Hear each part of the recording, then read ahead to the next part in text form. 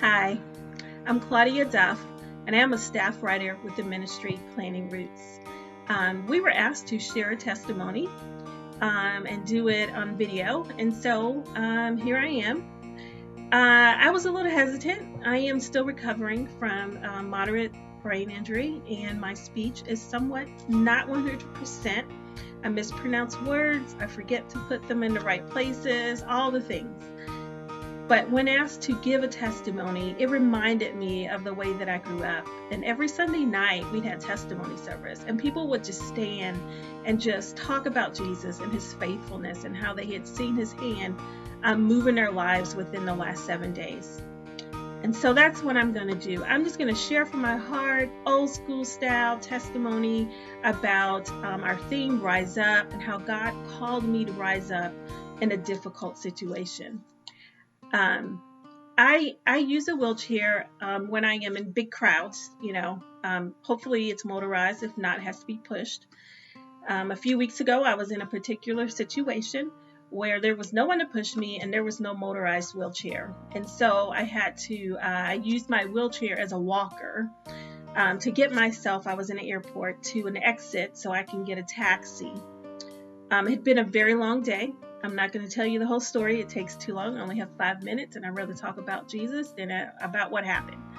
But when I was leaving the airport, I don't think I've ever been more discouraged, tired, and just felt completely defeated. As I was leaving the airport, I passed a young woman with a small baby, special needs. He had a feeding tube, and she looked terrified and very much afraid. I passed her, y'all. I'm like, Lord, I'm in a bad place.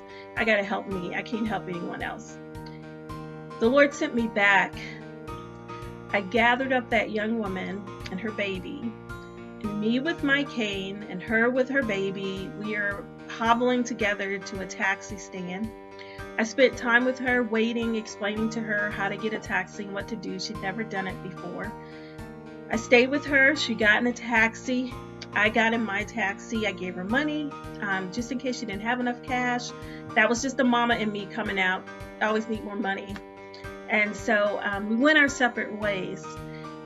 But what the Lord showed me is that even in your present state of feeling defeated and unable, incapable, by the grace of God you are. And I am so grateful that God made me pause, stop, and remind myself that I am a follower of Christ. And it doesn't matter where I am or the circumstances, I have been called to rise up. Even at my lowest point, I had to rise up. I am so grateful for that lesson. I love Nehemiah. One of the things that I have learned recently about Nehemiah is that he'd actually never been to Jerusalem to even see the wall before it was destroyed. So he had a vision to come to the aid of people he did not know at a place he had never been. Doesn't it sound like women associated with the military? That exactly is who we are. We're often called to places to serve, minister, rise up, disciple, encourage, exhort, in places we've never been, among people we do not know. What a gracious God we serve, that he would call us to do that. One of my favorite verses in Nehemiah, I'm going to read it very quickly, is Nehemiah 4:19. Then I said to the nobles, the officials, and the rest of the people, the work is enormous and spread out, and we are separated far from one another along the wall. Wherever you hear the trumpet sound, rally to us there. Our God will fight for us. If you feel like you are in a battle, it's because you are, but you are not alone. The Lord is sounding the trumpet, and your sisters in Christ, we are rising up and we are running to your aid, and God will fight for us. I am so grateful to be a part of such a fantastic ministry that ministers to the women associated with the military. I leave you with this encouraging word. Remember, no matter where you are or what circumstance, you can always rise up.